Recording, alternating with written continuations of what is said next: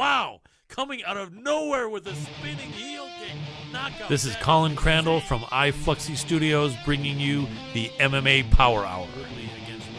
I don't know why we'll be talking about everything MMA, recapping most recent fights, breaking down what happened, and especially going over the most exciting upcoming fights, looking at the matchups, breaking down analysis, even predictions, betting advice, all kinds of great things that we will be presenting to you here from super fans, knowledgeable people like myself who train and love MMA. So go to iFluxy.com and tune in for your weekly MMA action on the MMA Power Hour every Wednesday at 8. It will be good, but Tyron Woodley is a badass fighter. Anyone that doesn't think so, go ahead and tell him to his face, because I ain't going to be doing that for sure, and neither are you.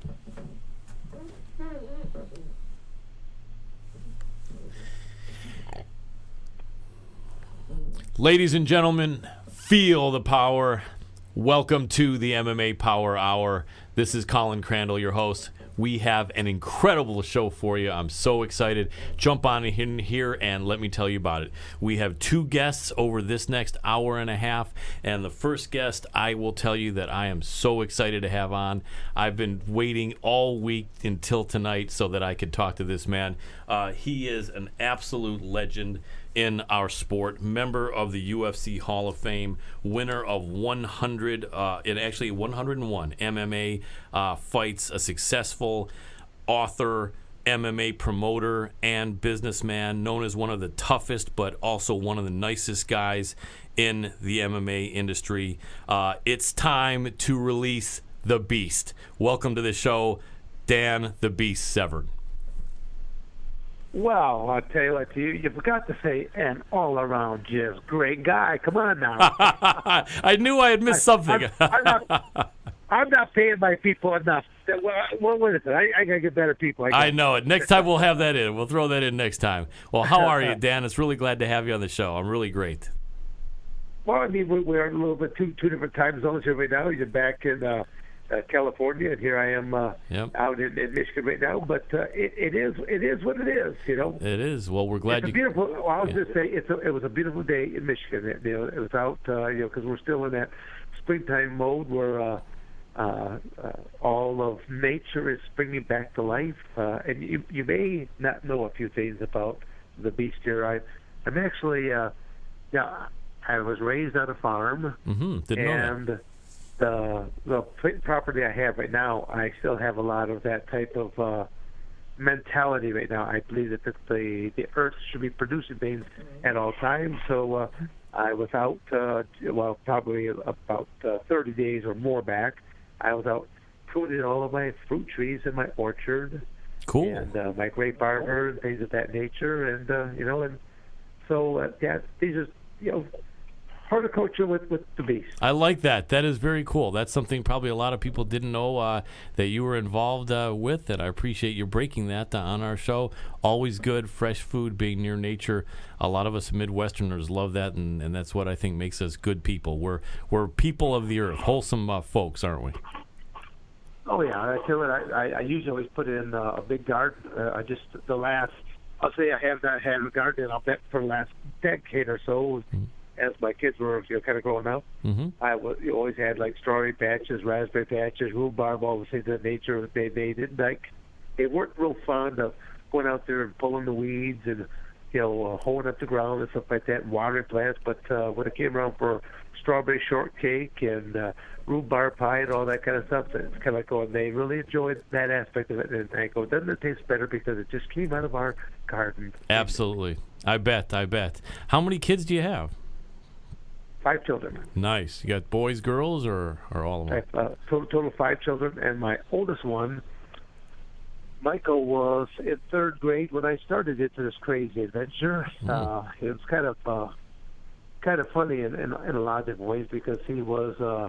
I actually had an action figure that first came out from the WWF, now known as WWE, but they were known as WWF at the time. And so they came out with both a single action figure and then there's another one with a double package where it also had Ken Shamrock down along with mine. There was a title grudge match. Yep. So anyway, my son was really into Teenage Mutant Ninja Turtles. Nice. And he was still sleeping. So I on the little kitchen table there, I put a bunch of his Teenage Mutant Ninja Turtles, and I threw action figure in there. And just I went outside, was doing some work, then I come right back in, and there he is sitting at the breakfast table there, and he's eating his Cheerios or whatever, and he's playing Rock'em Sock'ems with his action figures there, and I'm looking at it, and I'm like, well, Michael, I see Donatello, I see Michelangelo. I go, well, who's this guy's name here right now? And he's like, I don't know. And I hold him up to my face and go, doesn't he look like anybody you know at all? And I'm like, trying to draw attention to my face and the mustache, stuff like that. And he looks at the action figure and goes, no.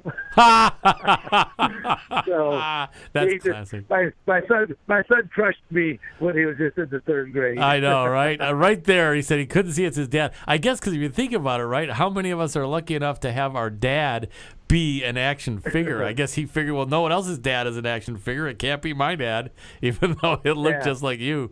That's great. That's a classic moment. And I think one of your sons now is doing some wrestling or something, isn't he? Well, actually, he's out of high school. Been out of high school for a couple of years now. But my son David was an avid. I'll say he tried it for a little bit in junior high. It really wasn't his cup of tea, and then he kind of let it go. And then he started back up again in high school. And kind of went through it, and I helped him out as much as I possibly could. I'll just to fast forward the story. Yes. He did very well for himself. He was a two-time high school state champion. He went undefeated his last 2 years. Wow. Just you had people that were actually just leaving his weight class because they simply knew that they didn't stand a chance against him. Nice.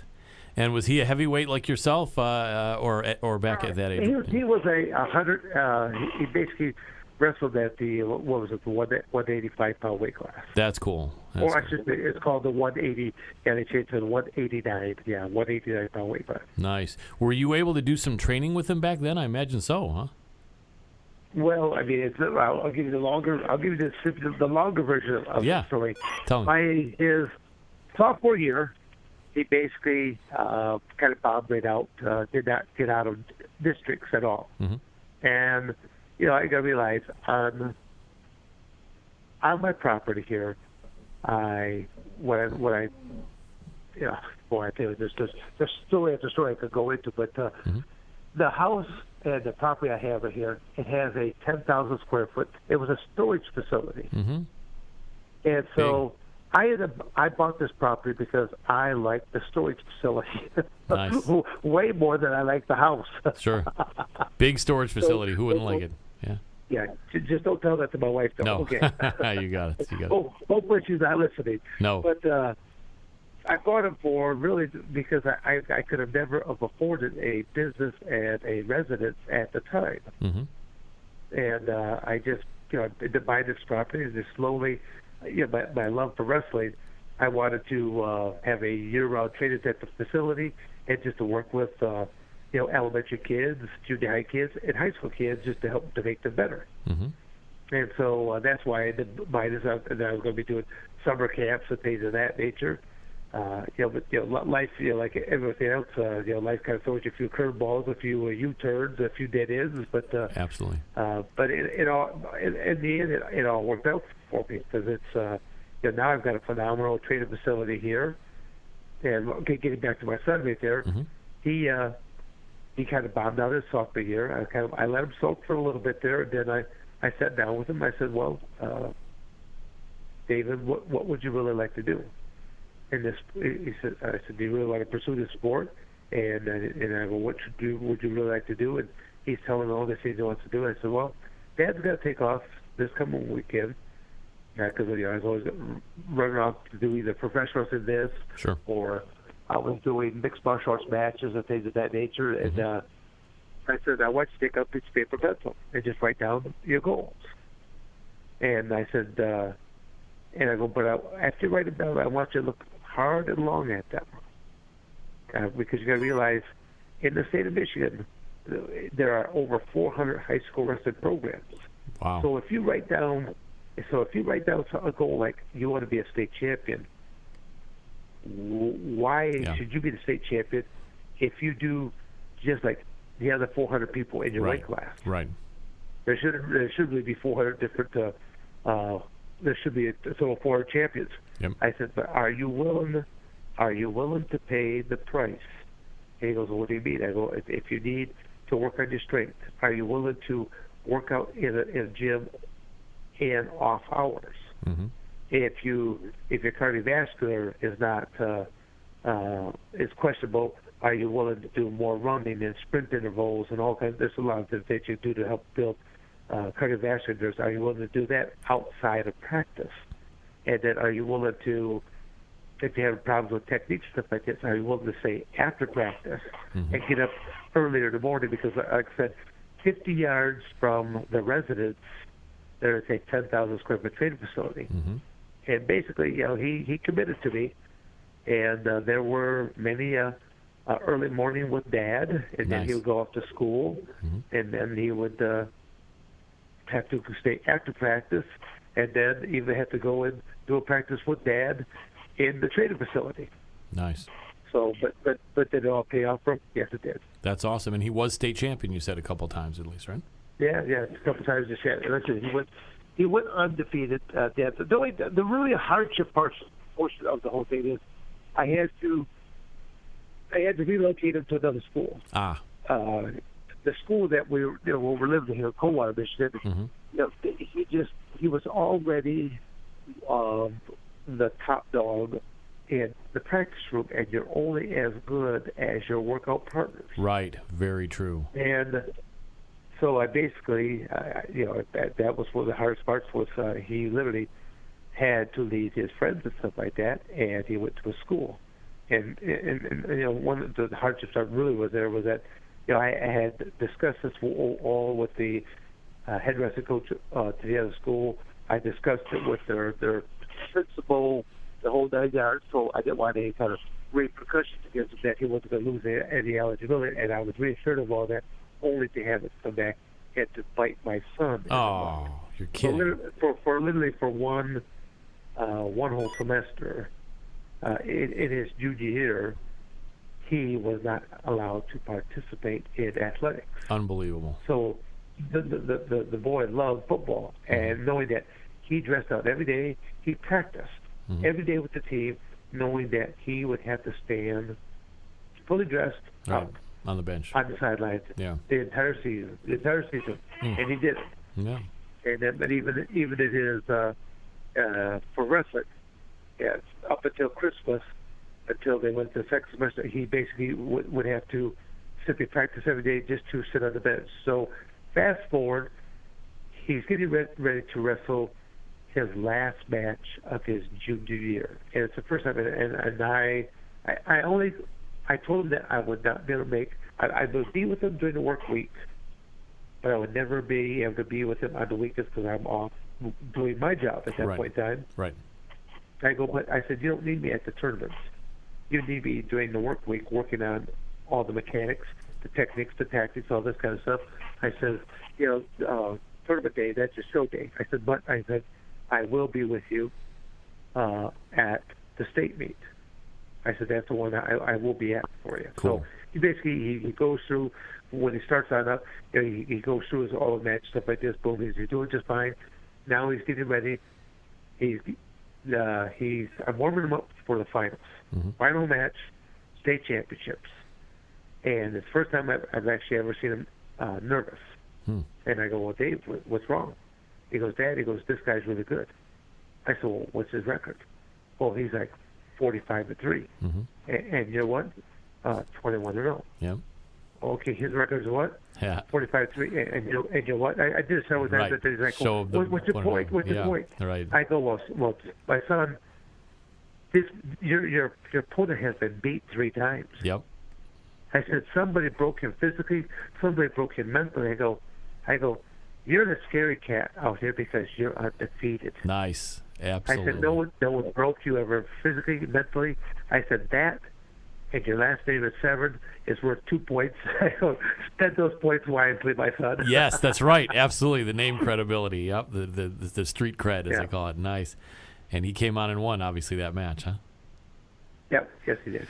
Awesome. That's a good story, and it also shows how important being a dad is, because you never know without that great support that you gave, what he would have done. And I know that in Michigan, where we're from, a lot of people take it seriously. It really is a family-oriented state, and a lot of people's dads take it super seriously. Not that it's the only place, but a lot of good folks, a lot of good dads in Michigan. So a shout-out to dads all over Michigan. Keep doing the great job that you're doing, that Dan Severn has done as well with his kids. That's a great story, Dan. And so, speaking about the wrestling, why don't you give a little bit of a background for people that don't know about your story, what you did as far as the wrestling, what got you into to that, how long you stayed in wrestling, what some of your accomplishments there, and then maybe the transition to what was then no holds barred fighting in the UFC. Well, I don't know. That one question alone might take me the next hour. I'm sorry about that. If you want to abbreviate, maybe some of the high points or the interesting. How about So, what are some of the interesting points in that journey along the way for you? I'll just jump into it. It's like any other kid. I just tried doing different types of sports as I was growing up. I did earlier in my career. I played some baseball, things of that nature. With junior high, in the junior high age, that 7th, 8th grade is when really you're exposed to a lot of types of sports in the school system. Sure. It's not quite that same way anymore. School systems have changed quite a bit from when I was a kid. Yeah. When I was a kid, it is. And I'll simply say, not for the better. I'll probably throw my 2 cents here or there because I have a degree from Arizona State, teaching degree, right? And I've done a lot of substitute teaching in and around the state of Michigan, and it just shocks me because there's a lot of times I've done a lot of. Don't ask me why, but I could call it a lot for physical education. Right? Who could guess, right? But, And it's absolutely pathetic. Bad, huh? Yeah. The lesson plans that these teachers are leaving for me, but most of the offices, they know, the secretaries know that I actually will go in there. I will look at the lesson plan and I'll throw it right back in the box, and I'll wing it on my own. Other than simply take a roll, I'll just wing it because what was left for me was absolutely pathetic. And I go, and if they don't like it, don't call me then. Nice. I said, but it's called physical education, and we're going to get physical. I like it. I'm going to make these kids huff and puff. They're going to sweat. Literally, it was the first time I walked into, each different gym I walked into, there could be 2 or 3 different classes taking place, and I don't know which band of hoodlums I have to corral in the first place. Nice. So I'll walk right into the gym there. And I bring my own whistle. It's the first time I did a physical education class at a couple of schools. I had it underneath my shirt, and they're they look at me. Well, Mr. Severn, do you think you can handle this class? I reached in, pulled my whistle up, dropped it on top of my chest. I go, oh, I'm ready for action now. Nice, I love it. They just kind of giggled and I would walk into the gymnasium there, and the bell would ring and stuff like this. I don't know I don't know which group of kids is mine. I went out with 3 big old blasts off that whistle, and I'm like, my name is Mr. Severn, and I'm here as a substitute for whether Mr. Smith or Mrs. Smith. I said, whoever is part of that class, get over here right now for roll call. And I'll see people moving slowly toward me. Uh-oh. And I'm like, chop my little pork chops. I said now. I love it. And, that's awesome. And I'd have, and when the class would be over, the other instructors, they looked at me like, how could you do that? And I go, do what? You just came in here and it was with such authority and stuff like this. I go, right. And I tell them exactly like I just said to the story. I go, I don't know who's mine. Right. And I said, but at the same token, I know who the adult is, Yep. and I know who the child is. Yeah, that's a key. And I go, and that's where, and I said, I go, the real thing is, you need this job, and I don't. I like it. So you're gonna kind of kiss some butts and stuff like this, and I'm not going. I'm gonna kick some butts. That's what I'm gonna do. I like that. Perfect. That's again. I'll go off a different tangent. That's probably one of the major reasons why I think we have such a soft society anymore.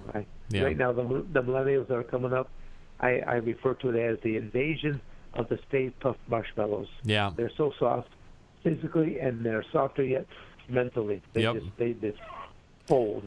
Yeah.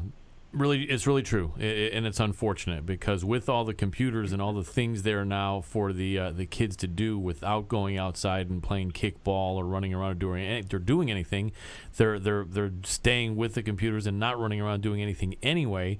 And in class, if they're not forced to get a workout at gym class, it can be nothing but bad. That's why you're seeing kids that are 5'2" and 10 years old that weigh the same as you do. So that's not a good thing, especially when you're muscle and they're not muscle at that age. So yeah, for sure. And I'm glad that you pointed that out because that's important. And that's awesome that these kids actually had you there. Little did they know as an inspirational gym teacher. That's fantastic. Well, let me ask you, because I know that you have another obligation maybe in 10 minutes or so, although I know you might have flexibility. We're happy to have you stay as long as you want, but you can let me know when you have to go. But in the meantime, when you were doing that, and that teaching is really key and important, I respect it a lot, but you went on and started your own promotion. I think it's Danger Zone over there in Michigan. Is that right? Your MMA promotion? Yeah, it's called Danger Zone MMA. Yeah, just for the abbreviation for mixed martial arts. Tell us a little bit about that and what your involvement has been with that and how that runs and what you've been doing. I started that company of that in probably in right around the mid '90s. Oh wow! Probably wasn't long after my start in the world of I refer to the entire industry as cage fighting because most of your listeners are only familiar with the terms MMA, which stands for mixed martial arts. Right. But that phrase was only really coined about the 2005, 2006 time period, and this sport has been around a lot longer than that, but it was known as no holds barred. It started basically, the official date was December 1993. Right. Is when it officially got kicked off, and no holds barred. So the product that the people watch today has either 47 or 49 rules. Yes. Part of those rules is weight classes, time periods. Athletes wear gloves, and they go against one opponent in a given evening. Back in the NHB, otherwise known as no holds barred era, there were only two rules that the athletes had to abide by. Mm-hmm. That being, do not bite your opponent. Rule number 2 is no sticking fingers in the eye socket, no eye gouging. Right. Into the rules. Yep. So anything else you could think of, you were good to go. There were no weight classes. Yep. Biggest weight difference was just over 400 pounds. Yep. There were no time limits. Right. Yours truly here was involved in the longest match ever. That's right. In that no hold back era. No breaks. And then no breaks, no time limits. You just basically went until someone either tapped out, was unconscious, or the referee could stop the match, and even ringside position could stop the match. But even your corner at that time could literally throw the towel in for you. Right. As a signal of, my athlete's not in their right mind. Right. I'm going to try to save their bacon at this point in time. Right, but there was no end of the round because there were no rounds. Right. Yep. That's what I say. That's what I started, during that time period. So, it was just how I ever got involved with it was just purely by fluke. Yeah. A buddy of mine happened to watch the first two events. Right.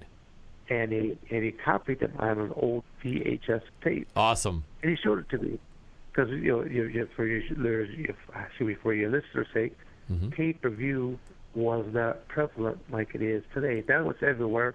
especially you can watch it right on your own cell phone. Right. But back then, you only could get pay-per-views in the larger metropolitan areas. Right, and once so in like a blue moon. Like Michigan, Yeah. it'd be in Lansing or it might be in Detroit. Yep. But I'm living out in little old Coldwater, Michigan. Right. We're not aware of these events taking place. Mm-hmm. So like I said, he shows me this. He says, "You got to think about doing this." I'm seeing people be soccer kicked in the face, teeth are flying out. I'm Yep. thinking, these are not exactly skills that I possess.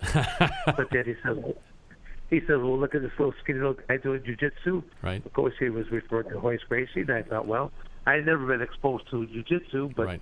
I said, well, it just looks like wrestling with pajamas on to me. So I figured if a man's close enough to throw down, I will either step back out of range or close the distance before they get any real mustard on a shot, and that's going to be my gameplay. And that little thought right there survived me well basically for a 20-year career.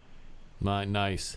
And that was because you were in your first UFC was UFC 4, and so you had seen number 1 and 2, and then you had some people who knew the promoters, or you reached out yourself, or someone reached out by email or something. Yeah, so actually I just filled out the application. Oh wow! I filled out the application, sent it on in. There was a lot of martial arts magazine like Kung Fu, Karate. Right, black belt. Yeah, black belt. I mean, and there was full page ads. Do you want to be a cage fighter? I think that's what it was titled. Yeah. I know I kept a couple of them, just for posterity's sake. But I filled out the application on in. No one ever called me back. I was told that they were receiving a couple hundred applications on a daily basis. And I happened to be out in Los Angeles I started a professional wrestling career as of the 1992 Olympics. Oh, wow. And then by 1994, I jumped into the cage fighting world. So Right. I had a dual career going, way before, let's see, this lesser-known person by the name of Brock Lesnar. That's right. He's the one that they talk about as being the first crossover of doing this. Now I'm thinking, well, not close. Yours truly was doing it almost 20 years before he did. I love it. Yep, you were the absolute original pioneer. And you might remember Tom Erickson. He mentioned on a post on Facebook, he pointed out really quick when I posted up about you having it on. He said Dan was the pioneer, was the original wrestler to get into MMA. And that's because Tom's protecting me because he's a wrestler. Yeah, right. But he knew where credit was due. He knew that credit had to be, it had to be placed where it was due. And so people need to know that the first wrestler to jump in and say, "Let me try this," back when it was no holds barred, bare knuckles, and virtually no rules, was the man you're listening to right here. Dan the Beast Severn, and I think you were mentioning you were pretty calm because of all your wrestling competitions, even with seeing the guys kicking and the teeth flying out. I think from cold water, you had that cold water running through your veins, and you were pretty calm even going into that, or were you not? I think you were. I think you were mentioning even the early matches.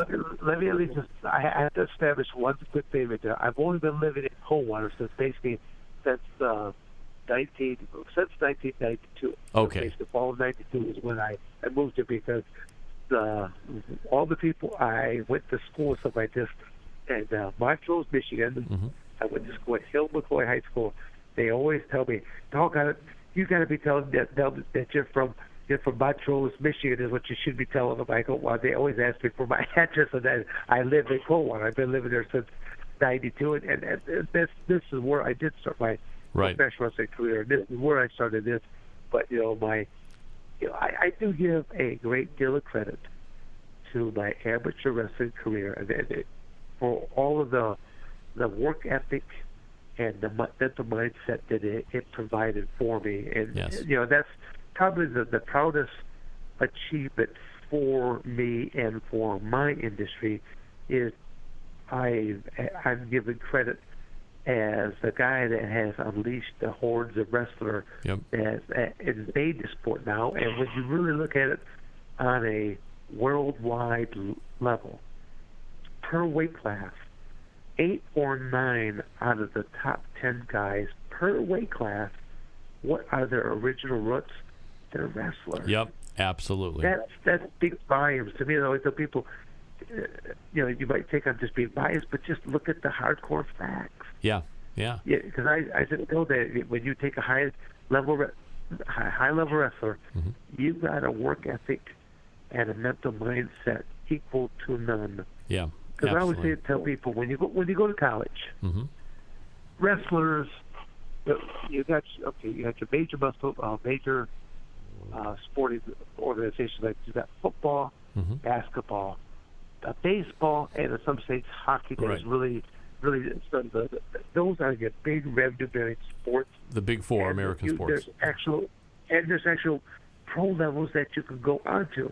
And I remember being in classes and seeing the football players and basketball players, and they're barely staying eligible just until the NBA draft or the NFL draft, and they just don't realize they have probably better chances of picking up the lotto ticket numbers than they will ever of being selected by one of just a handful of pro teams in each sport. That's right. Yeah. And then when they get the best, they flunk out of school, and the whole time you had a free education at your disposal. And that's one of the great things about it is that I always tell people that wrestlers are like gymnasts, are like swimmers.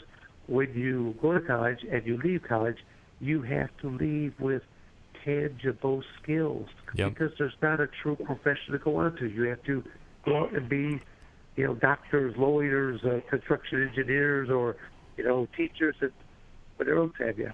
That's right.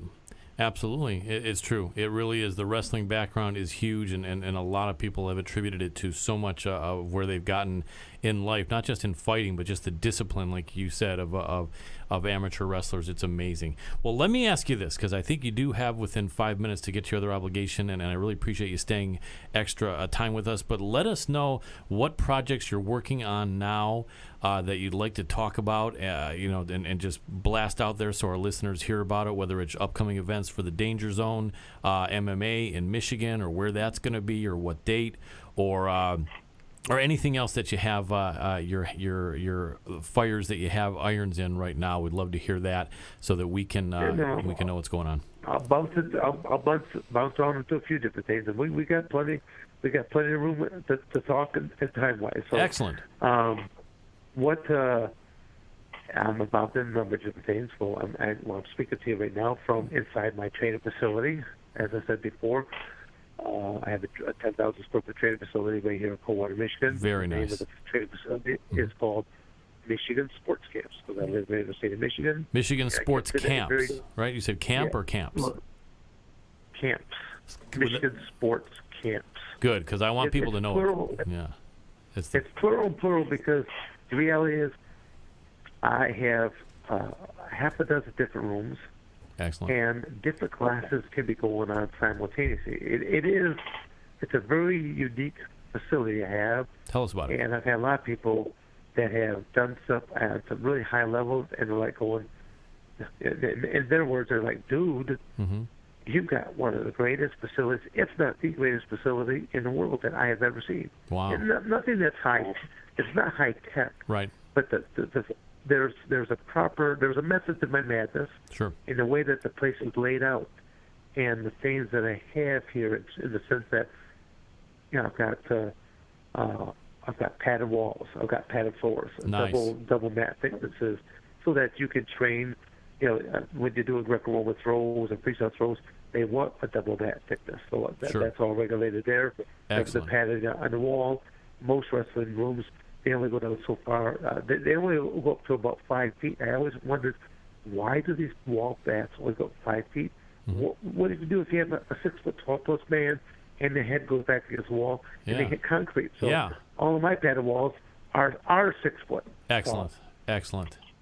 Really functional. So, it's really first class functional. There's all kinds of stuff like that. Yeah. So you can actually have one class taking place in one room and one in the other. But my first love is to still teaching the amateur wrestling. But also professional wrestling is taught here, and then the mixed martial arts. But I have other instructors. It's with the name Michigan Sports Camps. As long as I have an instructor it could be done. A gymnastics program could be done there, even though it's not the bouncing floor, but you've got a lot of mat surfaces.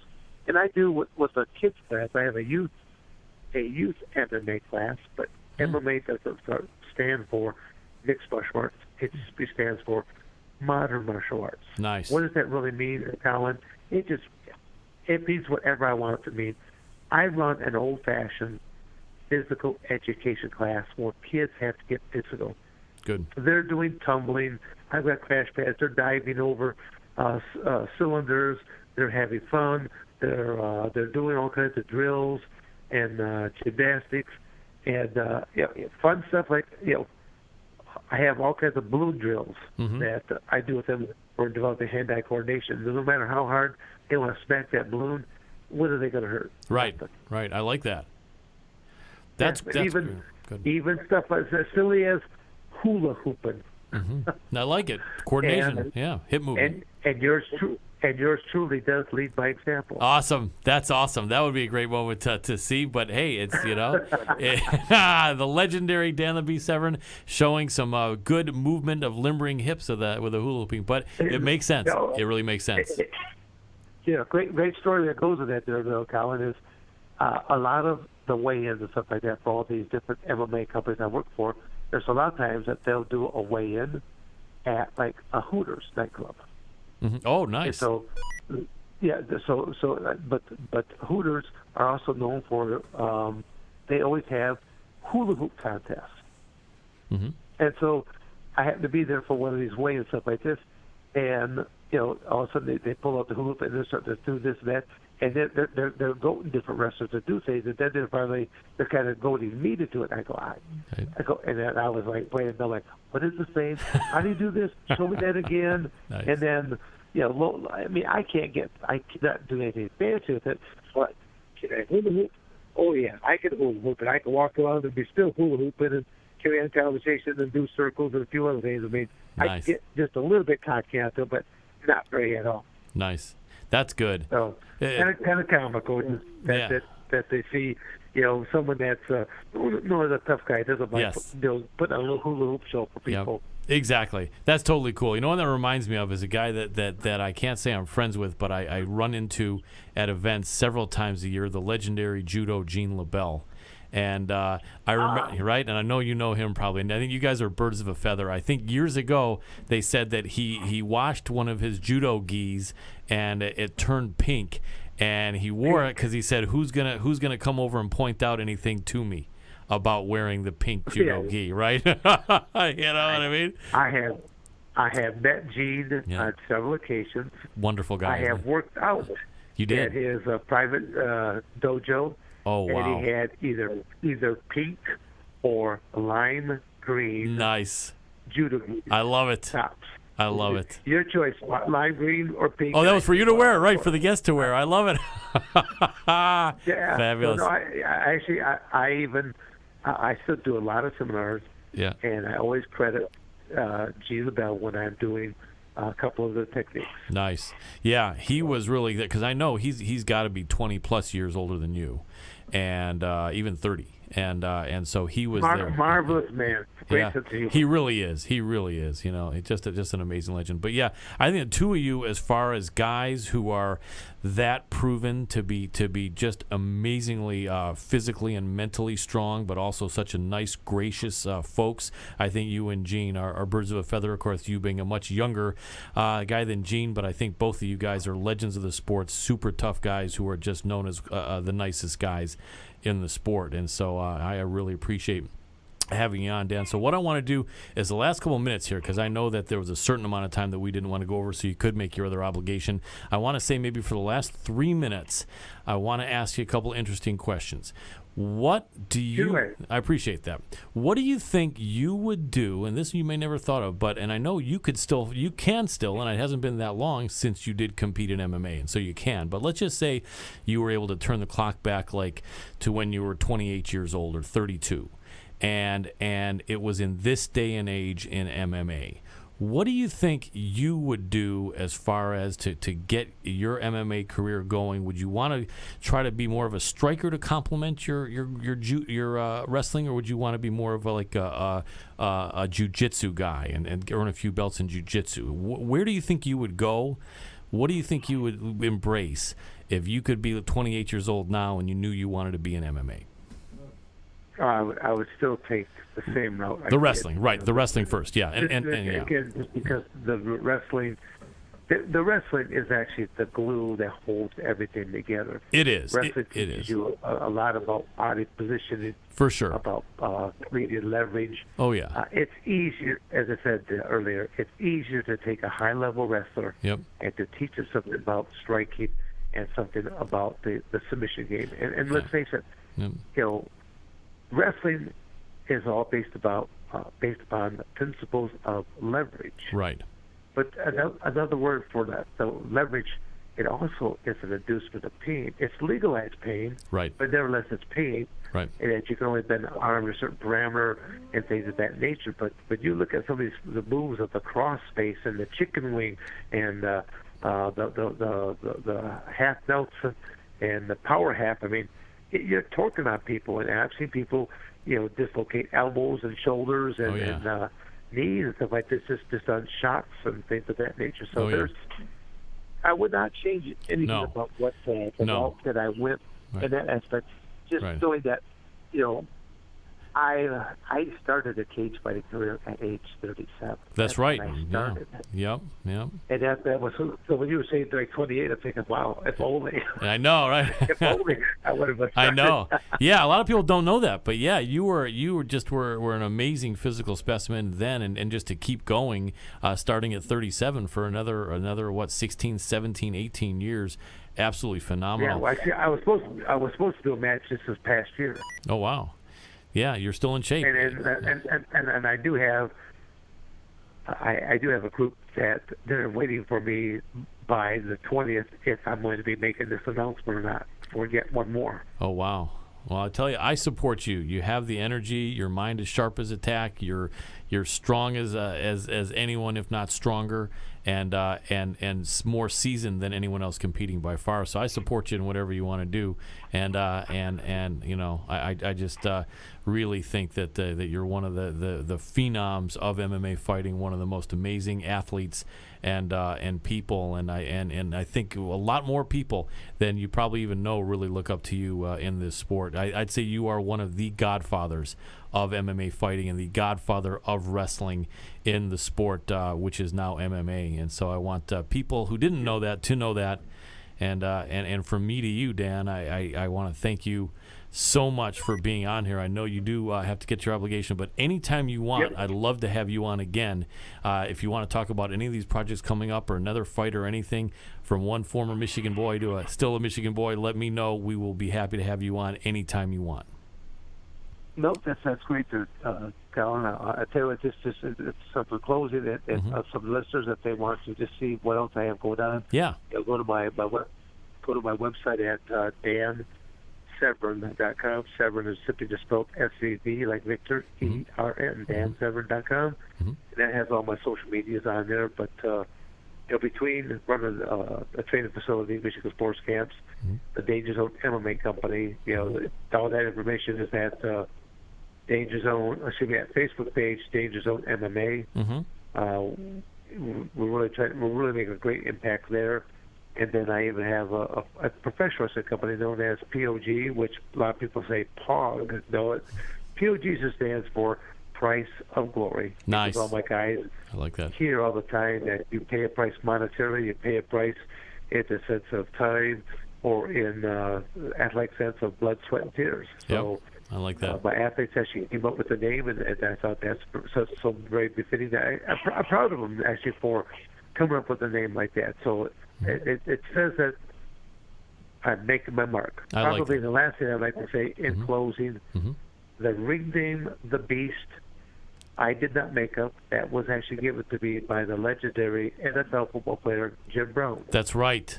He was one of the play-by-play commentators for probably, I'll say, 5 or 6 shows. Yes. And in his words, he said, well, Dan, when I first met you, I did not think that much about you because you're rather kind of a soft-spoken. Mm-hmm. You show up wearing a sports jacket and a tie, and you're wearing glasses. Right. And I go, but see, I worked for Arizona State. I worked for Michigan State. Well, that was standard fare, sports jacket and a tie. Yep. And he says, but then he says, you take your tie and your glasses off. He goes, it's like the transformation of Clark Kent into Superman. He says, I've never seen someone turn it on like that. He goes, how do you do that? I'm saying, Jim Brown has asked me a question like that. That's amazing. Yeah, because he was amazing. He was the most punishing running back in the history of the game. Absolutely. So, but now, the ring name the Beast has a lot of negative connotations. Anyone that knows me knows I'm not a negative person. I'm a proverbial optimist. I'm a positive person. Absolutely. So I had to come up with an acronym that I could live with. So the word "the" stands for Dan Severn. I'm a teacher, humanitarian, and I'm an educator. Nice. And my message to young people is Beast. To believe in yourself, to educate yourself, to adjust your everyday attitude, to study hard, and then to teach others, because you can't take it with you. I like that. So the Beast is I changed it to something that I can live with. I like that. That is really the mark I will leave. Well, at least that's what I hope that I leave when I finally do depart this world, is that I made a difference. Yep. One person at a time, but I made a difference. Absolutely. Well, I think your fans know you have, and from talking to you, I'm even a bigger fan now, my friend. I like that acronym, and I like where you're coming from a lot. I think we're birds of a feather, and you're getting out there and doing it and influencing a lot of people in a positive way. So really want to thank you for that, and I think you're going to keep on getting more and more fans. You deserve it a lot. And Dan Severn, want to thank you so much for coming on the show, my friend. We'll have you again anytime you want. Just ring me up or hit me up, as they say. We'll have you on again for another great chat. Fantastic. Thank you very much, Colin. You're very welcome, Dan. Have a great night. Yep. Bye. All right. So that was Dan the Beast Severn. Was that a nice guy or what? Man, oh man. I mean, we all knew he was a really good guy, but he's such a good-hearted guy and cares so much about people, and a great dad, and really a person that's getting so much good stuff done over there in Coldwater, Michigan. So anyone in Michigan, you got to hit Dan up if you want to train or have kids that want to train. He's just obviously an amazing role model, for people out there, as being a really good man and a good-hearted guy, and stronger than hell, tougher than nails, but one of the nicest guys out there, So that's really good to know, and really, really enjoyed having Dan on. So what I want to do here before we get to our next guest is I do want to thank a couple of our friends and do a shout-out, actually, for a couple of our friends. Many of you know that our team here at MMA Power Hour is comprised of martial artists and wrestlers. We've got someone who's doing everything, strikers as well. We're training in BJJ, wrestling, Muay Thai, and some of us even MMA cross-training to compete in MMA, not on a pro level, but we got a lot of our staff involved in many ways. And so want you guys to know that when we want to get some more gear, if our gear gets old or worn out, we will go to the place where you get the very best gear, and that is Fuji Sports. People know the all-around gi, one of the most popular training gis or kimonos out there in Brazilian Jiu-Jitsu. The rest of their gear, absolutely top quality, and really just want to shout them out, and also tell you guys that they are kind enough to tell us and invite us to let our listeners know that if you go to fujisports.com and you put in the discount code Power Hour, you will get 15% off your order of any size from Fuji Sports. So go there, sick gear, badass stuff, no matter what you get, and you won't be disappointed. So go check that out for some great gear. Also want to say that our friends over at mixedmartialarts.com and the UG, who doesn't know about them? If you don't, you got to check them out. Mixedmartialarts.com, one of the oldest, most respected and established websites in the MMA industry. The UG, bar none, period, most respected and established places to go as far as a place to blog and a place to look at forums and read, communicate with each other, communicate with fighters. You got to check it out. If you don't know about it, go to it, mixedmartialarts.com, check out the news, and then go to the UG, the Underground, absolutely the place to go for anyone who considers himself an MMA fan or trains MMA. It's the place to be. And also our friends at Cross Train MMA Fighter. Right now they have caps and T-shirts. Great design. 2 designs, great looking caps, great looking T-shirts. Cross Train MMA Fighter. Great people, great quality stuff. Hit them up as well. Now let's go on to, and we have a tip off here on our producer. So we're going to keep on going over some stuff. We're going to connect with our second guest here. And what I'm going to do is let you guys know that we are looking at 3 days from UFC 211. 3 days. Tell me who isn't excited.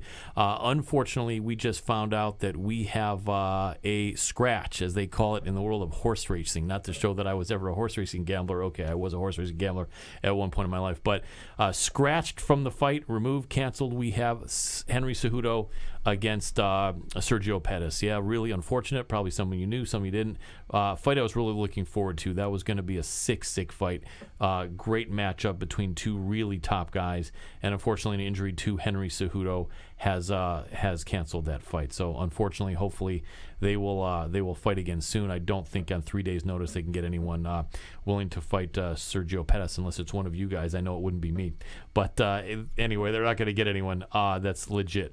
Other than that, there was also another cancellation. Michael Venom Page off the card, the Bellator card from May 19th with Derek Anderson. Very, very unfortunate.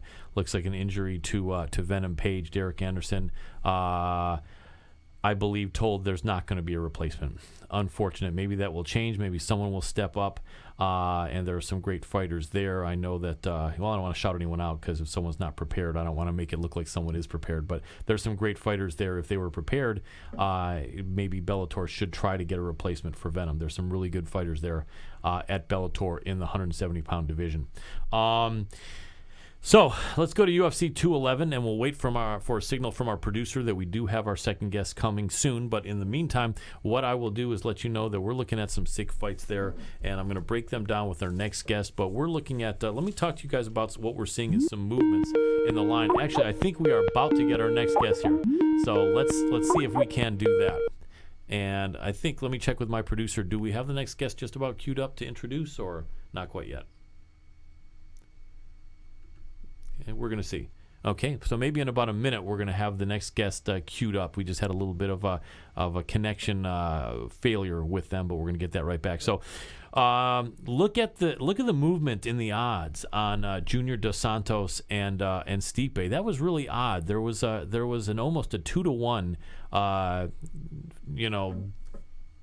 to almost a 2-to-1 stumped here. It was almost 2-to-1 in odds, which is like minus 185, 190. Or I think you had Junior at like plus 185, 190. Over the last couple of weeks, he's dropped down dramatically to a very, very slight underdog. I think plus 115. A lot of heavy money coming in on Junior Dos Santos, and it seems like a lot of it came in actually a week ago. So for sports bettors, I don't know what's going on with that, but big money came in the first few days of May on Junior Dos Santos. He's a tough guy. He's got a lot of passion. He's going to fight really hard. A lot of people feel that this is Stipe's fight to lose, but I think it should be a really, really tough fight. And the betting odds are showing that. Also, the gambling odds changed from Damian Maia being a favorite against Jorge Masvidal. Now we have Jorge Masvidal as being a slight favorite over Damian Maia. And that is a really, really tight fight. The rest of the odds we're looking at with Johanna Jędrzejczyk being minus 155, so close to 2-to-1 favorite there. And then Frankie Edgar almost the same over Yair Rodriguez. Dustin Poirier now becoming a slight favorite over Eddie Alvarez, where they used to be kind of even, and so more money coming in on Poirier. Okay, we do have our next guest queued up. I want to do an intro over here because this is going to be a really, really great guest here, and let me get an intro over here out, and here we go. So our next guest is going to be the first in a new segment we'll be doing called Hot Prospects and Future Champions. Our good friends at the Jackson Wink Academy feel that this man will go very far in our sport. He was 4-0 as an amateur. He is 6-1 as a pro. all 10 of those wins have come by stoppage. So people aren't going the distance with this man. By the way, the fight he lost was by decision, so no one is stopping him. He's stopping everyone. So he is a finisher for sure. His name is Andrew Tenneson, and I'd like to welcome him to the show. Welcome to the MMA Power Hour, Andrew Tenneson. Hey, can you guys hear me fine? Yep, we got you. Can you hear me? Yep, I can hear you. Awesome. How's it going? Very well, my friend. How about yourself? Good. I'm here with my Yoda backpack. I love it. Very listening in on you. Oh, that's great. There is Yoda, and it's funny because at Jackson Wink you have the real Yoda, Greg Yoda Jackson. Yep. Awesome. And you have the Yoda puppet, double Yoda action.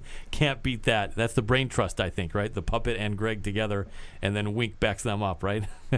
Wink backs them up, but Wink's like all experience. Yes. When it comes to the striking, it's amazing how much.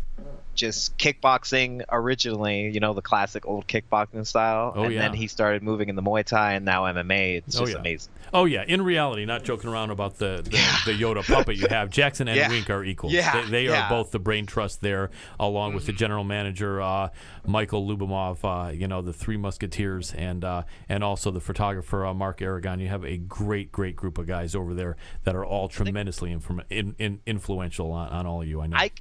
I can't count how many musketeers there are leading us. I bet. There's like so many amazing coaches. It is. It is a great team. We love Jackson Wink. Absolutely friends of ours there, and we're happy to have you on. Well, tell us a little bit more about yourself. We already gave you good props on your record, which is amazing. You're a finisher. You're definitely a finisher, and I saw a good interview with you on YouTube where you were mentioning that that's what it's about. Going to a decision. I remember you saying in this interview, it really isn't a clear win. If you're both standing and you're both walking out of the cage, who really did win? How is there evidence that anyone won? It really isn't a clear win. Whereas if you do stop them or submit them, then it's clear who won, and that's what people want. So tell us more about your attitude in fighting that's consistent with that, and then more about yourself as well, and your thoughts about fighting, where you came from. So maybe in reverse order, a little bit about who you are, where you came from, any personal things you want to share, and then your thoughts about your attitudes toward fighting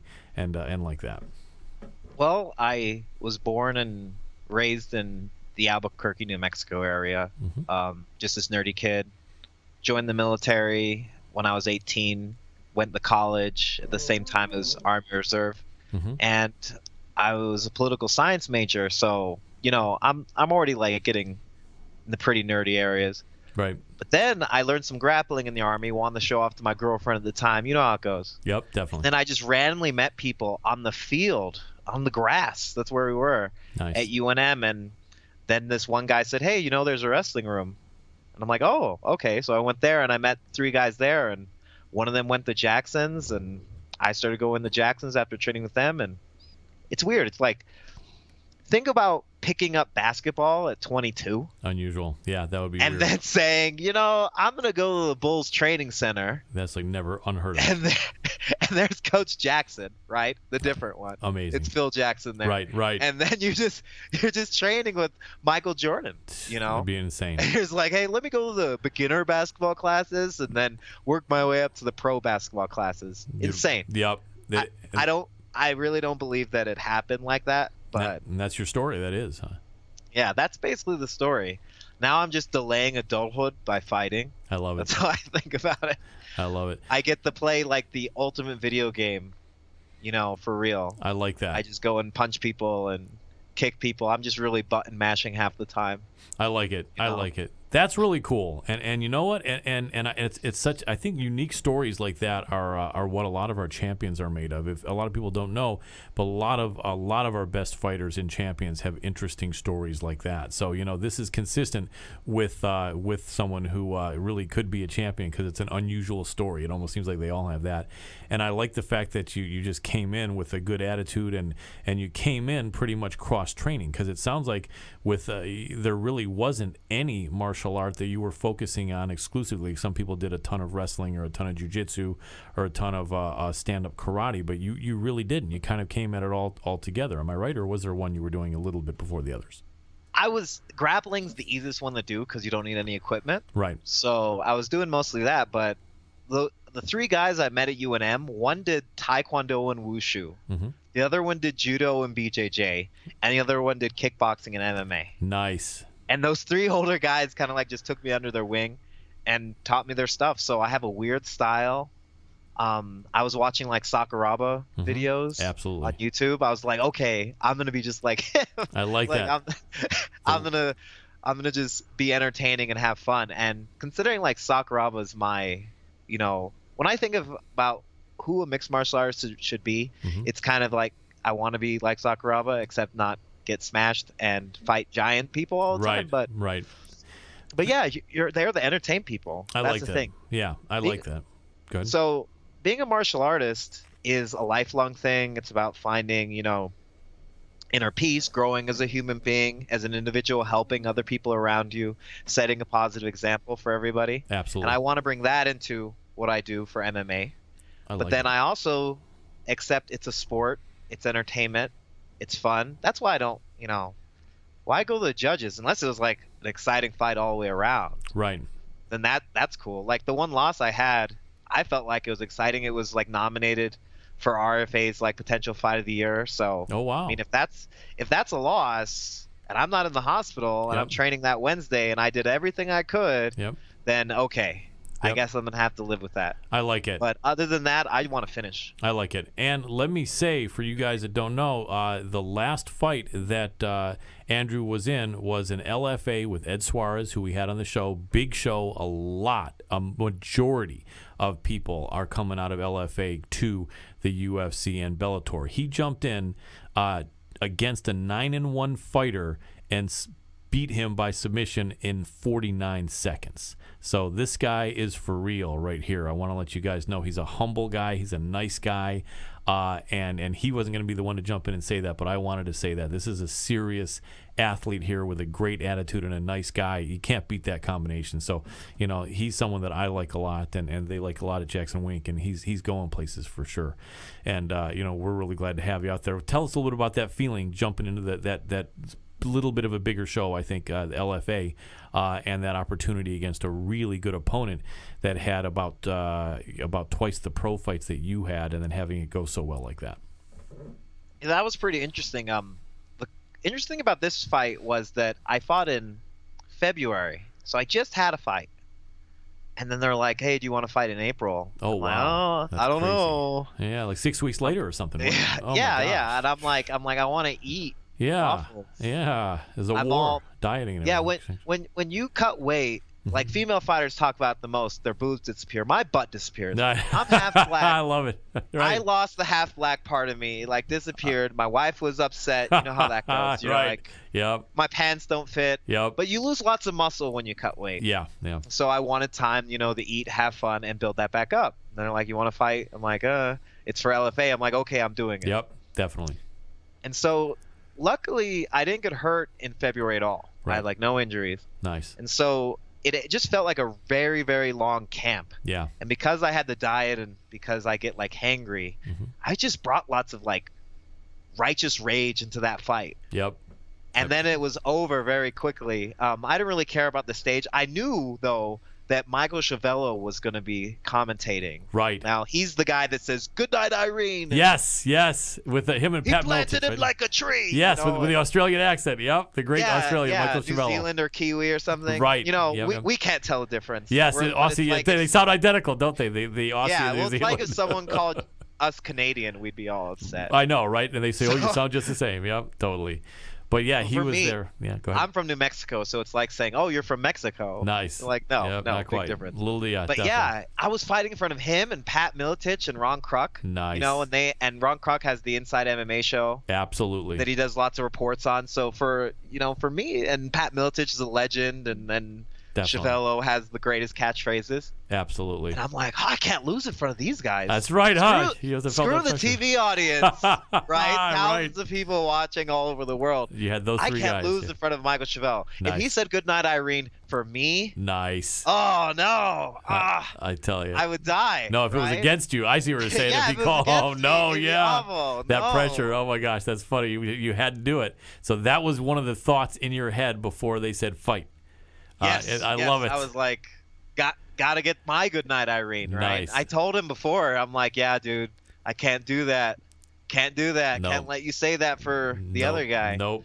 So like if you watch the fight, I like yelled it at him after I won. Yeah. Just all pumped.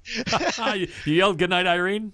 Yeah, I'm nice. like, yeah, I did it. That's awesome. But I was just in complete disbelief. Yeah, it was kind of funny. I was just like, if you watch the highlight that they have posted, right? You just see me like afterwards. I'm just like, what happened? Right? Whatever. Yeah. I won. Kind of like, okay. It's like a weird anticlimax. I just didn't understand. It's like it's anticlimactic to a degree because you expect to go in there, fight your heart out for 15 minutes, right? Go to the hospital afterwards, even if you win, right? You can end up in the hospital, right? Sure. One of my mentors and coaches right now is Isaac Valley Flag. Very good fighter in his own. Yeah, he was a great fighter. He used to fight Strike Force and in the UFC, and he had wars with Gomi and Jay-Z Cavalcante, I believe is how you pronounce his name. Absolutely. And he would go to the hospital after lots of his fights. Yep. Very true. I've never been seriously hurt in a fight, but I'm like, okay, I'm going to end up in the hospital. Right, you're prepared. I don't know what's going to happen next week, guys. Don't make plans for me. Nice. Because I might be, not in ICU for a few days. Maybe because you're prepared for that. Maybe that's why good things are coming to you, because you are prepared for that. Oh, I guess. I mean, like I take every fight at a time. You say all this like future champion stuff. I don't know what you're talking about. That's cool. I just wanna win my next fight and my last fight. I like it. That's all that's important. That's a good attitude. Yeah. Yeah. It's like I may lose one day, maybe again, right? Yep. But not this next one. No. I like that. That's the attitude. Yeah, that's the attitude. You have a good attitude. You really do. I'm really impressed. And I think our fans and listeners are as well. I think a lot of people don't know that fighters have such a good concept and philosophy, and some don't, but some do. And I think you're hearing a fighter here who's more than just thinking I'm going to go in there and smash someone and I'm the best and I'm going to kill him and there's no one. I think you have a really intelligent, thoughtful guy here in Andrew Tenneson, and I think the better fighters are that way, are becoming the intellectual fighters and the smarter fighters, and I think we have that right here in Andrew. So very impressed hearing you talk, Andrew, and what you have to say, and definitely a lot of good stuff coming for you. Let me ask you, and in fact, I think I already have the answer. You do follow a lot of the fights coming up, and you are familiar with a lot of the fighters in UFC 211 coming up Saturday, are you not? Yes, I try to keep up a little bit. It's hard sometimes because you don't like watching live fights is like work. For me. I'm like, I want to study, and if I have a friend on there, I'm like, oh no, I'm like super freaked out. Right, more stress. And then if they lose, you like it's you up there almost. You take it because personally. You have compassion and empathy for someone you've trained with and met in person. Right. So, yeah, it's keeping up with the sport. Like used to be the biggest thing to me back in the day, but the more I trained, just the more it's like, okay. What's going on? Who's next out there? Right. Oh, that guy's fighting? Right. Okay, cool. Let me take a look at that. Cool. And I'm glad you do that, because what we want to do here is jump into our subsection or subsegment of our hot prospects and future champions, which is our pros pick or pros predictions. And you are the pro. I'll jump in here with you. Not always going to jump out myself and make a prediction. If there are some that you can't predict, that's okay. But let's break it down, you and me, and make some predictions if we can, okay? Will do. All right. Let's do it. Let's jump from the bottom of the card down. You probably do know, or maybe you don't, since you train hard every day, that the fight between Henry Cejudo and Sergio Pettis has been canceled. Were you aware of that? Oh, no, I wasn't. Yeah. Oh, that sucks. Yeah. Injury to Cejudo, unfortunately, and a lot of people disappointed. Sergio Pettis saying that 3 days away, he did everything right. It's the first time this ever happened, and very disappointed, but I'm sure Henry Cejudo feels the same way, and is what it is. But let's go into the other high-profile fights there, and let's start with Eddie Alvarez against Dustin Poirier. Odds were almost even up until a couple days ago, and now we have the odds slightly in favor of Dustin Poirier. Can you break down that matchup for the fans, what you think you're going to be seeing, what's interesting to you about these two guys and how they match up, and then maybe your thoughts, and I'll chime in if I hear anything that's interesting and say something, or just let you continue on. Then I'll give my thoughts as well. Well, I've followed Eddie Alvarez a lot longer than Poirier. Right. So the fact that he was just he won an amazing fight for the championship, but then he lost it to Conor. He lost that bad fight. He was on a 3-fight win streak, I believe. I think so. When he lost that. Right. And he has the ability to come back. I mean, he's one of the toughest fighters out there. He went from getting his knee ripped up by Shinya Aoki to smashing Shinya Aoki in Bellator. Right. This guy's tough. He is very rugged. And I feel like he has the tools to beat Poirier on the feet. That's my opinion. Yeah. Poirier has a long reach though. Yeah. I don't know if the exact numbers for the reach, but when it came to him fighting Conor, I feel like that was the big thing. The reach disadvantage. Right. And Eddie Alvarez, maybe if he was less stocky and less muscular, he could, maybe change weight classes. Right. But it's hard. And he has a good wrestling background too. And yes. I give him the edge. Yeah. Just because, I have a little favoritism there because I've been following him longer. Right. But if he loses, it would probably be because of the striking on the reach. If you use the Conor McGregor fight as, the blueprint of how to beat Eddie Alvarez. Right. If Dustin can do that, right? Yeah. Or if you use Cowboy on Cerrone. Right. You just have to keep moving and you have to keep throwing lots of straight punches and lots of leg kicks. Don't go to the ground with him. Right. That would be the way to do it. You'll beat him. Yeah, that's the way you beat Eddie Alvarez. Right, it's kind of out there now. Right, but if Eddie can start getting the takedowns and grind him against the fence or take him down at least once and do some damage, then Eddie can certainly win that fight. So I see you lean toward Eddie. Excellent. What I'm going to do, because I just got the signal that we've got about 4 minutes left, in the next 4 fights, I'm going to have you alone give your breakdown, a minute on each. Okay. So let's cool. So let's go to Yair Rodriguez against Frankie Edgar. Give me about 1 minute on that. Okay, so I'm listening to Yoda, and Edgar is going to lose to Yair. Because I've trained with that guy. Yeah, he's tough. Right. He's smart. He's friendly, and he's training with, I don't know if you can see it, but Izzy style wrestling. Israel Martinez is one of the big keys of Jackson Wink fighters getting really good.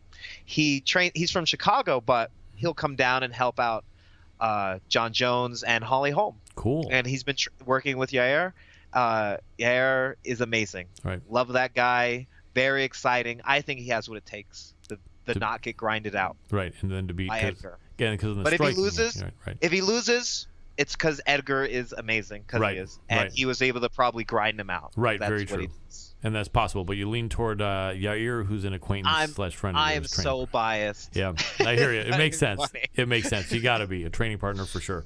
Okay, let's jump to the women. Jędrzejczyk against Andrade. Andrade she's too stubby. Yeah, too short. She's like me. She's stubby, right? We have no reach. Right. We're like, how are we even fighting? Right. But yeah, I just don't see. I remember she did well against Angela Hill, who had a better reach than she did. Yes. But I feel Jędrzejczyk, or I'm horrible pronouncing her problem. name. Joanna champion. Yeah, right? we're just to say the champion. Yep. Will be better at putting together those combinations at the distance that she wants to put them together at. Right. So the reach will come in handy and come into play a lot with that fight because she has got a big reach on Andrade. Okay. Let's jump to the final two. Damian Maia versus Jorge Masvidal. Interesting fight there, isn't it? Masvidal has had just a really interesting history. Mm-hmm. He's been on the losing end sometimes, but then when he wins, it's scary. Yes. Yeah. Spectacular fashion. I didn't. His last fight was against Cowboy, correct? Yes, I believe it was. That was a really impressive stoppage. And I respect Cowboy so much, and I trained with him, and I was just I'm afraid of Jorge Masvidal because of that. Yeah, he looks scary. But Damian Maia, I mean, all world. He made he made Chael Sonnen look like a little kid that never wrestled before. Yeah, that was insane. I remember that. Yeah. And so that guy is so good, and he's running off of a great win streak right now. So I'm going to give it to him. Yeah, I think he's going to take him down and smash him. Yeah, I think so. I'm a jiu-jitsu guy more. I started out striking, but as I've gotten older, more jiu-jitsu. Love my jits, love my ground game, respect everyone. But Damian Maia deserves it. He's paid his dues so much. He's coming up on close to 40 years old, I think, and I'd like to see maybe him pull that one out. Can Masvidal beat him? If he did, it'd be like a replay of the Jacare versus Rob Whittaker, but I don't think it'll quite be that. I think that Maia is going to have some more success, but will be an exciting fight for sure. Main event, give me 1 minute on that. Junior Dos Santos versus Stipe Miocic, a rematch of 3 years ago of what was a really good fight, and but now it's with Stipe having the belt around him, and 3 years later, what do you think? I think Dos Santos, they give him lots of credit for his stand-up, his overhand, his uppercuts. Mm-hmm. But, man, the way Verdum got knocked out by that cross counter. Right. Just tells, and Alistair Overeem. Yeah, by Stipe knocking both of them out. Yeah. It's just, I view Alistair Overeem as the best striker. Yeah, he's great. In heavyweight. And I know he's their training partner with Jackson. Yeah, he's another training partner too. See, why are these guys, they're fighting people and beating my friends? I know, that's not good. I'm automatically like really afraid of them. I hear you. Makes sense. But yeah, I really think his striking is just way better, and I don't think Dos Santos has the ability to really, show lots of jiu-jitsu or lots of great wrestling. Right. So I give it to the champion, the Serbian. Sounds good. Yep, that's right. Or the Croatian. The Croatian. Yep. Yeah, he's like Crow Cop, so that's even better. Yep, absolutely. Yeah. Yep, absolutely. Because I was talking to Pat Miletic, and Pat Miletic was the original Croatian sensation before Crow Cop. And when I asked him to predict the Stipe fight, he said, "You're asking the first Croatian sensation to predict the fight with the newest Croatian sensation." I said, I guess that would be tough to be impartial, wouldn't it? And he said, well, no. He said, but Stipe's great. Stipe can't be beat. He's not going to lose that fight. So, yeah, I think you're in good stead with the same prediction as the legend Pat Miletic. Go ahead. Those heavyweights are like knife fighters is what I like to think of them, because each, it just takes one stab to die in the knife fight. It only takes one hit to die in heavyweight. Yep. I mean, lighter weight classes, you can get tons of punishment still come back. Right. Heavyweight, it's yeah, one punch. It's almost like the power's there. The heads are not much harder than our heads, but they weigh 100 pounds more. Speaking of which, let's remind people where to look for you. You're fighting it at 45, right? Or is it 55? Yes, 145, because 55ers are scary. I hear you. Sounds good. And 35ers are too fast. Right. So I'm big enough and not so slow. I like it. Well, you're doing good, and you're going to keep doing good. And let us know when you have a fight signed. You never know, ladies and gentlemen. It could be at LFA, which, again, is a big organization. He could fight again in front of Michael Chiavello, Ron Kruk, and Pat Miletic, or it could be UFC or Bellator. But hit us up when you hear word. You deserve rest, though, having fought twice in 6 weeks, with the last time being only a couple weeks ago. So get some rest. Keep taking good care of yourself, and we'll be in touch. We'll have you on again for sure. I believe in you. I'm behind you, as is the staff here at the MMA Power Hour, and I really want to thank you so much for coming on the show, Andrew Tenneson. We really enjoyed having you, my friend. Thank you. You're very welcome. My pleasure. You have a great one. Keep up the great work. We'll be in touch, okay? Okay. Have a good night. Night. So, yeah, really nice guy there, Andrew Tenneson. This guy's coming up. What a very, very nice young man. And he's someone you can get behind. I hope you guys can see that, and you really should. A lot of potential, very humble, very philosophical, good sense of humor. A really nice guy, Andrew Tenneson. Man, what a good show! I'm so happy that we had these great guests and that you guys came along with us. We've got a few minutes left. I want to let you know we're here at beautiful iFluxy Studios. As always, this studio is coming up. iFluxy is making things happen. Other shows are rocking as well as the MMA Power Hour. Just a fantastic studio and group of people to work with. And I really want to thank them for constantly producing and allowing me to come out here and do a great show and producing a great product, and all the stuff behind me that you see, it just couldn't be better. I couldn't ask for better people to work with here at iFluxy. So many great things going on. We are looking looking at an absolutely killer show as well next week. Can you believe a killer show again? Who would have guessed? But, that's what we're going to keep providing. We're going to keep providing great shows for you guys, where we as a team work really hard to have great interviews, to have a lot of fun, to be informative, and to help you get to know these MMA celebrities, fighters, guests, legends, Hall of Famers, and everyone else. So next week we are having another UFC Hall of Famer. We are talking about none other than Mr. Frank Trigg.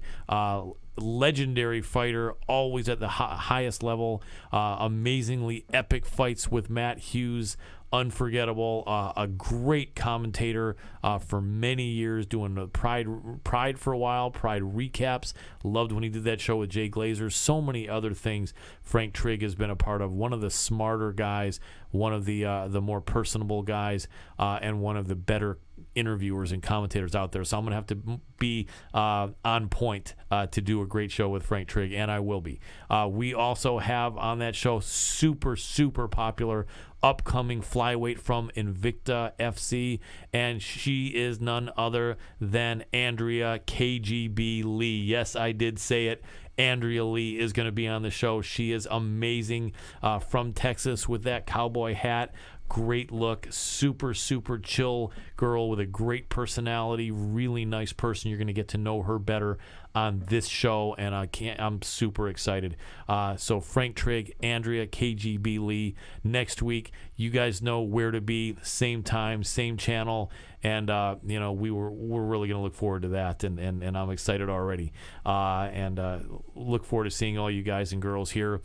We got a couple more minutes left, and so what I'm going to do is say, remember, check out for great gear, that great discount Power Hour. Go to fujisports.com. Go check out mixedmartialarts.com. Cross-train MMA fighter. UFC 211, some great fights. But do remember the week after Bellator and Invicta. Invicta FC, good fights coming up on Invicta. Andrea Lee will be fighting on May 20th. So she's coming in here during camp to talk about that May 20th fight, and it's going to be amazing. She absolutely rocks. Also on that card, Roxanne Modafferi and Sarah D'Alelio. Two veterans are going to absolutely throw down, and several other great fights on that card. Sick Invicta card. Bellator card should be really good too. Coming up also, Professional Fighters League, used to be World Series of Fighting. Look out for that. A bunch of great things in store. Choices is what we're looking at. Fighters will have choices. By the way, 125, there's going to be an Ultimate Fighter for 125 girls.